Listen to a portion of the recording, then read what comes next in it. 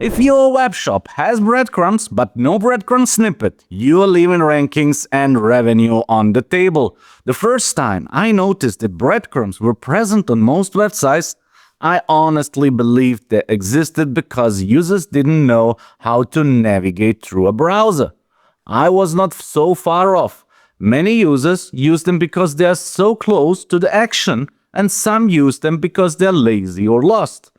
But when I heard at a conference that breadcrumbs can impact SEO positively, I honestly thought that was bullshit. Why should they matter to SEO? Okay, they're links, but they usually link to items that are already linked. They do not even use a different anchor, except sometimes for the homepage, where they write their brand name instead of just homepage or shop. I didn't get it, so I tried to forget that topic. Then at another SEO conference, I heard that it is very important to implement the breadcrumb snippet again. The reason was obvious this time.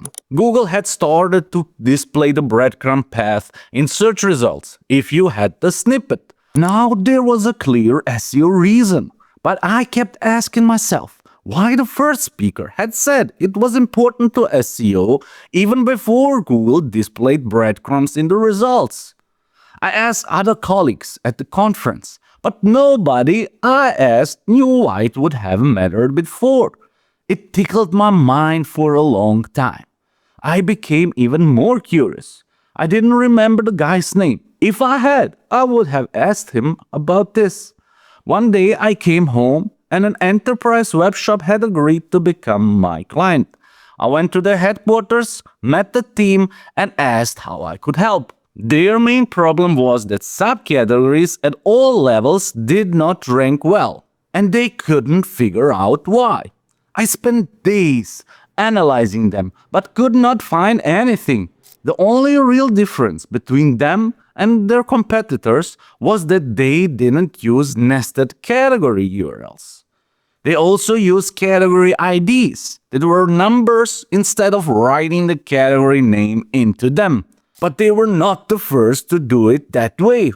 Then I saw that their breadcrumbs did not have breadcrumb snippets. Odd. That is usually part of the basic setup of enterprise web shops. I asked why it was missing, and they told me they didn't know any SEO benefit of implementing it. So I told them about the change in Google results, that Google displays breadcrumbs instead of URLs if the breadcrumb snippet is implemented. They thanked me and implemented it right away. A few days later, the chief marketing officer called me on my phone. I picked up. He was screaming at the top of his lungs. I could only tell that he was happy. So I asked him to calm down and tell me what happened. The subcategories had jumped in Google rankings by 10, 20, even 30 positions. The day before yesterday, they broke their all-time revenue record. I was puzzled. How could implementing breadcrumb snippets bring such results so fast? After hours of thinking, it struck me. Of course, how did I not see it right away? Google had no way to know which subcategory belonged to which category. They didn't have nested category URLs. The menu was not a reliable indicator of the category structure. And now, with the snippet, Google could confirm that the entities of categories and subcategories matched. And it rewarded that. So please, use breadcrumbs with snippets. Add the breadcrumb snippet using schema.org breadcrumb list. Set your brand name as the first crumb in the breadcrumbs. Do not just write homepage or shop.